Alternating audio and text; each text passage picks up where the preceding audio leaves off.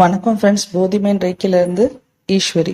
Friends, இன்னைக்கு பதிவில் நம்ம பார்க்க போகிறது கர்மா கிளென்சிங் 3 சிம்பிள்ஸ் பற்றி பார்க்க போகிறோம். இதுக்கு முந்தின பதிவில் நம்ம பார்த்தது கர்மா கிளென்சிங் ஃபர்ஸ்ட் லெவல். ஓகே, அதில் நம்ம 2 சிம்பிள்ஸ் பார்த்தோம். எமோஷனல் பட்டர்ஃப்ளைங்கிற ஒரு சிம்பிளும் டவாய்ஸ் கிரேஸ் அப்படிங்கிற சிம்பிள், 2 சிம்பிள் நம்ம பார்த்தோம். 2ஆம் நிலை ரேக்கி ப்ராக்டிஸ் பண்ணவங்க அது 2ஐயும் செஞ்சு ப்ராக்டிஸ் பண்ணியிருப்பீங்கன்னு நான் நம்புகிறேன். இப்போ அந்த 2 சிம்பிள் ஆக்சுவலாக என்ன பண்ணோம் அப்படின்னா, எமோஷனல் பட்டர்ஃப்ளை சிம்பிள் ஒரு கிளென்சர் மாதிரி ஆக்ட் பண்ணும்.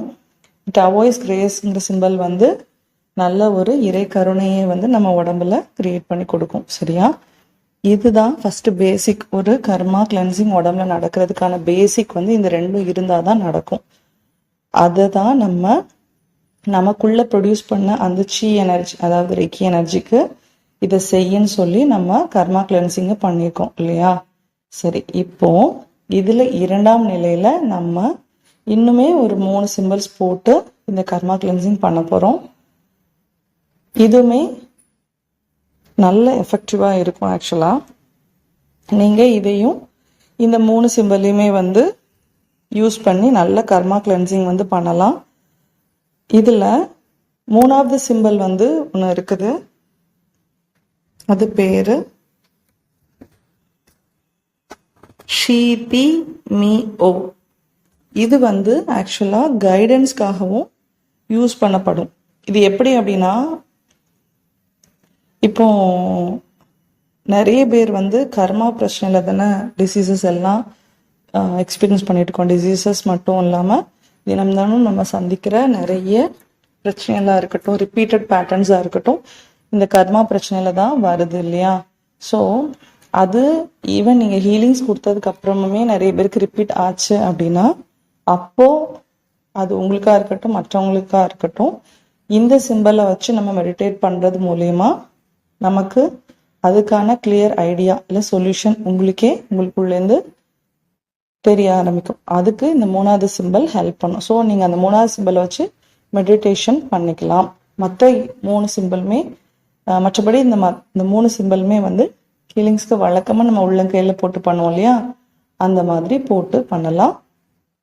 நல்ல எஃபெக்டிவாக இருக்கும். சரி, இதை பற்றி இன்னும் டீட்டெயிலாக தெரிஞ்சுக்கலாமா? வாங்க பதிவுக்குள்ளே போகலாம். முதல்ல நம்ம பார்க்க போகிற இந்த சிம்பிளோட பேர் மே கு டு. இதை எப்படி வரையலான்னு இப்போ பார்த்து தெரிஞ்சுக்கோங்க. இந்த சிம்பிள் ரொம்ப ஈஸியாக வரையக்கூடியது தான். ரொம்ப ஈஸியாக இருக்கிறது மட்டும் இல்லாமல் ரொம்ப எஃபெக்டிவான சிம்பிள் இது. இப்போ இதோட பர்பஸ் என்ன அப்படின்னு பார்த்தீங்க அப்படின்னா, இது கர்மா பிளாக்கேஜஸ் ஒரு இடத்துல இருக்குது அப்படின்னா அதை ஆவியாக்கி வெளியில் எடுத்து கொண்டு போகிறதுக்கு இந்த சிம்பிள் ரொம்ப ரொம்ப எஃபெக்டிவாக இருக்கும். இந்த 3 சிம்பிள்ஸுமே சிஸ்டர் சிம்பிள்ஸ்னு சொல்லுவாங்க. ஏன்னா முதல் 2 சிம்பிள்ஸ் ரொம்ப எஃபெக்டிவாக ஆக்ட் பண்ணுறதுக்கு இந்த 3 சப்போர்ட் பண்ணும். அதனால இந்த 3 சிம்பிள்ஸையும் சிஸ்டர் சிம்பிள்ஸ்னு சொல்கிறாங்க. ஓகேயா? சரி, இப்போ இதுக்கான அடுத்த சிம்பிளை நம்ம பார்க்கலாம். இதை எப்படி வரையணும்னு பார்த்துக்கோங்க. இது பேரு மே து என்சோ. ஸோ இந்த சிம்பிளுமே ரொம்ப உங்களுக்கு ஈஸியாக வரையக்கூடியது தான். ரொம்ப சிம்பிளாக தான் இருக்கும் இந்த சிம்பிளுமே.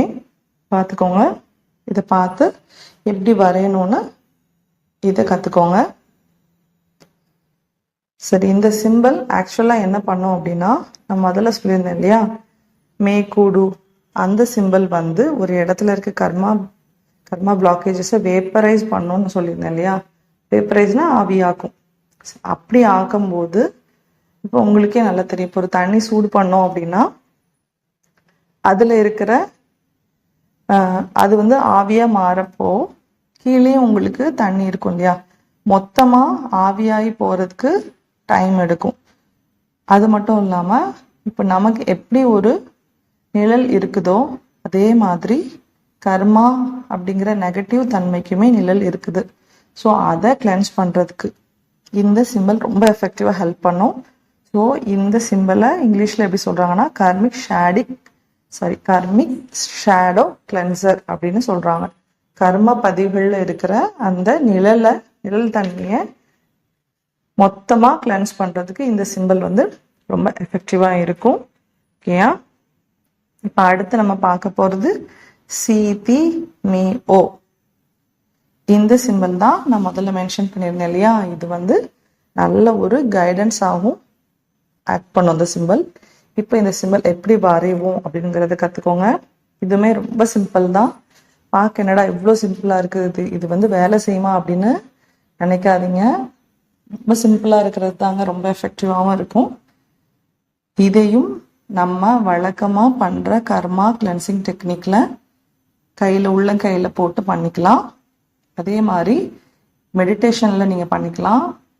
அது மட்டும் இல்லாமல் இப்போ ஒரு பர்டிகுலர் பர்சனுக்கு அந்த இடத்துல இருக்கிற பிரச்சனை சால்வ் ஆகாமே இருக்குது அப்படின்னா நீங்கள் அந்த இடத்துல இந்த சிம்பிளை வரைஞ்சிட்டு உங்கள் உள்ளங்கைகளை வலது உள்ளங்கையை வச்சு கண்ணில் மூடி உட்காந்து உங்கள் மனக்கண்ணில் நீங்கள் விஷுவலைஸ் பண்ணி பார்க்கும்போது உங்களுக்கு அந்த பிரச்சனை எதனால் அவருக்கு வந்ததுங்கிறதுலாம் உங்களுக்கு மனக்கண்ணிலே தெரிய ஆரம்பிக்கும். ஓகேயா? அதுக்கு இந்த சிம்பிள், கைடன்ஸ் சிம்பிள் வந்து ரொம்ப ரொம்ப ரொம்ப எஃபெக்டிவாக ஹெல்ப் பண்ணும். ஸோ இந்த 5 சிம்பிள்ஸை போட்டு நீங்கள் பண்ணுறது மூலிமா ஒரு கர்மிக் பதிவுகளை நம்ம உடம்புலேருந்து எடுக்கிறதுக்கு அது ரொம்ப எஃபெக்டிவாக ஹெல்ப் பண்ணும். ஸோ இது 3ஆம் நிலையில் நீங்கள் இதை பண்ணி முடிச்சுட்டு தான் நம்ம அடுத்தடுத்து இருக்கிற கோல்டன் மெடிடேஷனுக்கெலாம் நம்ம போவோம். ஸோ இதை இப்போ தெரிஞ்சுக்கோங்க. இந்த 3 சிம்பிளையுமே வந்து பார்க்காம வரைஞ்சு கற்றுக்கோங்க.